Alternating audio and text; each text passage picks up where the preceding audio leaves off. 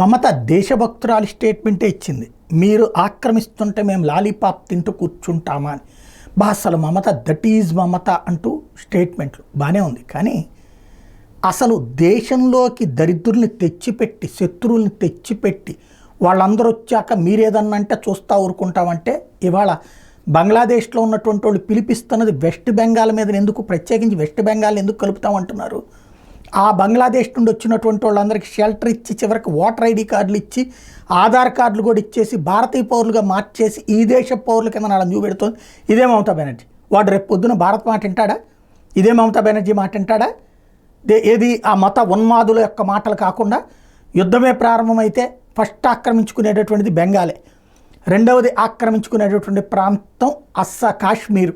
అయితే దానికి తగినటువంటి పోరాటం కాశ్మీర్ లాంటి చోట్లను ఇప్పుడు భారత ప్రభుత్వం గట్టిగా పోరాడుతుంది. కానీ అంతర్గత శత్రువులతో అత్యంత ప్రమాదకరం బీహారు, లేకపోతే కనుక ఈ కాశ్మీర్ మన దీంట్లో ఉత్తరప్రదేశ్ లాంటి చోట్లన ప్రభుత్వాలు ఎన్డీఏ ఉన్నాయి కాబట్టి కంట్రోల్ చేసే ప్రయత్నం చేస్తారు. కానీ బెంగాల్లో పార్టీ నాయకుల దగ్గర నుంచి అనేక మంది బంగ్లాదేశీలే ఉన్నారు, బంగ్లాదేశీ మద్దతుదారులే ఉన్నారు, వాళ్ళ ఇళ్లలోనే ఉంటున్నారు.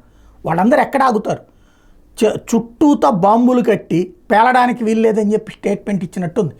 ప్రస్తుతం ముందు తన దేశ ద్రోహులు ఒక్కటవుతున్నారు, దేశాన్ని కాపాడుకునేటటువంటి వాళ్ళు పోచుకోలు కబులుతున్నారు. ఇంకోటి ఇవిడేదో అంటది, అక్కడోళ్ళు అనంత మాత్రాన్ని ఇక్కడోళ్ళు స్పందించేస్తారా, మీరేం మాట్లాడకండి. వాడేమో నోటికొచ్చిన కారు కూతలకు వస్తాడు, ఇక్కడోడేం మాట్లాడదు. దమ్ముంటే ఏం మాట్లాడాలా? ఇక్కడున్న ముస్లింలు అందరూ స్పందించండి, ఆ ఎదవలకి సమాధానం చెప్పండి, బంగ్లాదేశ్ వాళ్ళకి చెప్పుచ్చు కొడతామని చెప్పండి, మా దేశం మా పట్ల మాకు ప్రేమ ఉందని చెప్పండి. వాడికి ఆడి దేశం మీద ప్రేమ ఉన్నప్పుడు మనకి మన దేశం మీద ప్రేమ లేకపోతే ఎట్లా అని అడగాల్సిన స్టేజ్ ఇక్కడ లేకపోవడమే మనకు పట్టిన దరిద్రం, దౌర్భాగ్యం.